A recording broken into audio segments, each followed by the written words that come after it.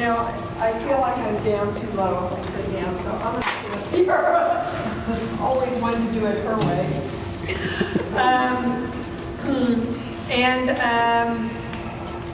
Yeah, well, it was a big freaking labor of love is what it was.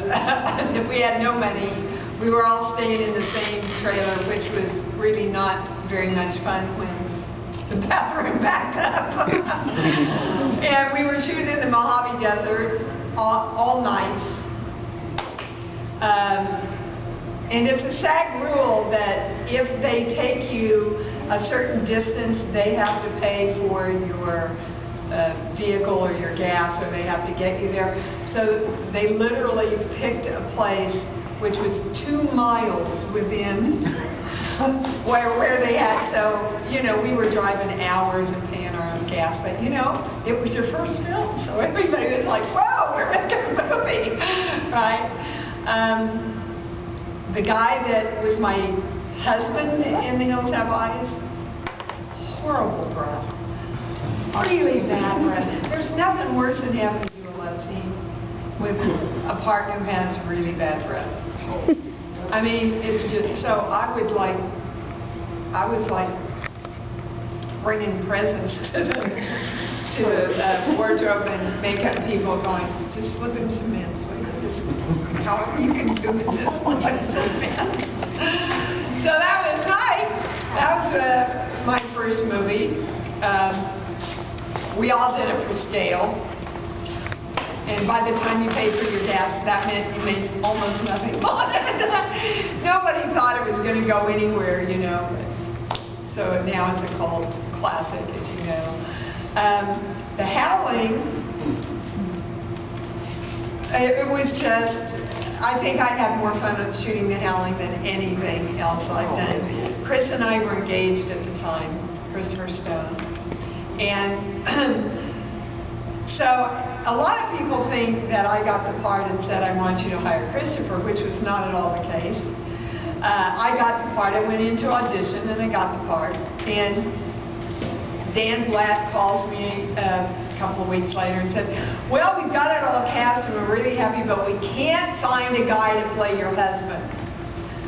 And this is how, you know, and I'm not a real blonde. But I said, oh, well, what are you looking for? Like I'd read the script and never put this together, right? So, well, you know, somebody who's really strong and really virile, but has this really gentle side to him too. And I went,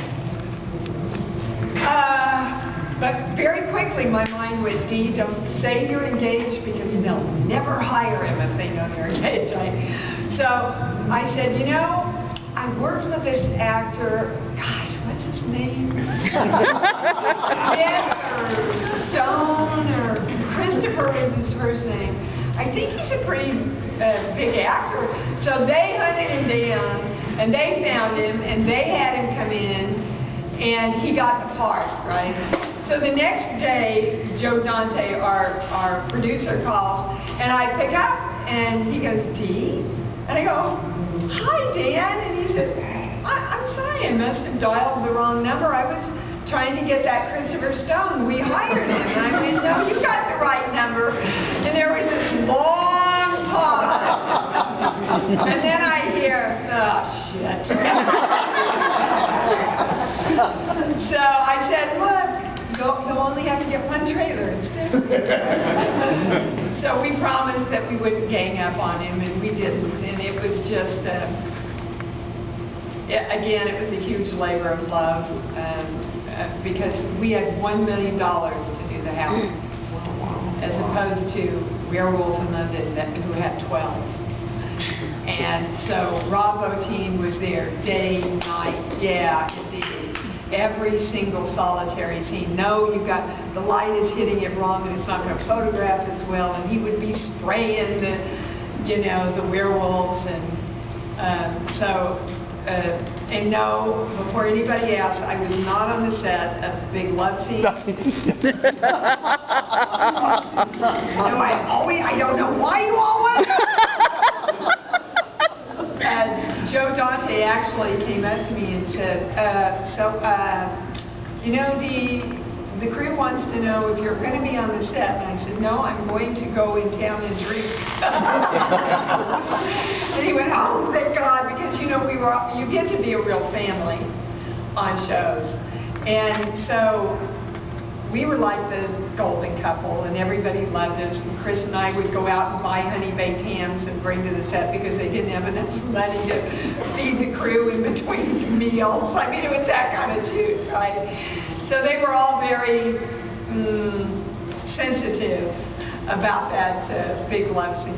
So I did. I went in with one of the girls who I'm sure was assigned to take care of me. And we went in and had dinner and a few drinks and came in. And I think Chris hauled in about 4 a.m., right? And I sat up and I said, okay, how was it? He said, honey, now you're filming this, so I don't know, like...